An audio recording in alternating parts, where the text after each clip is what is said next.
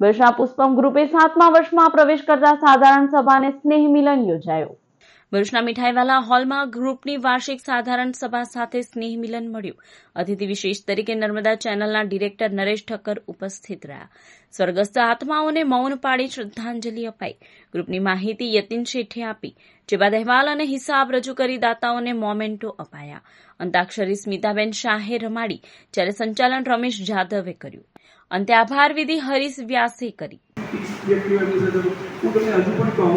કે મારી પર તો હું એવું માનું છું, મારા પિતાજીમાં બહુ સુંદર આપતા હતા અને ભગવાને કહ્યું છે કે સંસાર તો નથી ચલાવતો, સંસાર તો ઈશ્વર ચલાવે છે, પણ દરેક પ્રવૃત્તિ પાછળ કોઈકને કોઈકને નિમિત્ત બનાવે છે।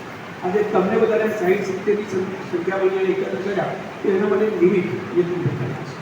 પુષ્પમ ગ્રુપ કર્યું છે। એ ગ્રુપની શરૂઆત કરતી વખતે એમણે જે સપના જોયેલા, આજે કદાચ સૌથી વધારે ખુશ એ તો છે, જોયું હશે તમે, એક આંકડાની અહીંયા રજૂઆત કરતા હતા કે આટલા આવે, આટલા ખર્ચો કર્યો, આટલું વધ્યું, ગયા વર્ષની કમ્પેરિઝનમાં આટલું ફંડ વધારે આવ્યું, આટલો ખર્ચો વધારે કર્યો, છતાં આટલું ભેગું છે। સૌથી પહેલા તો તમને બધાને કહીશ કે તમે બધા જોરદાર પાડી તમારા અને પુષ્પમ ગ્રુપ માટે બહુ સાધારણ સભાઓ થઈ છે। આજે મધર્સ ડે છે, તો સૌ માતાઓને વંદન। આજે અજીત ડોભાલજીનું જીવન ચરિત્ર વાંચતો હતો।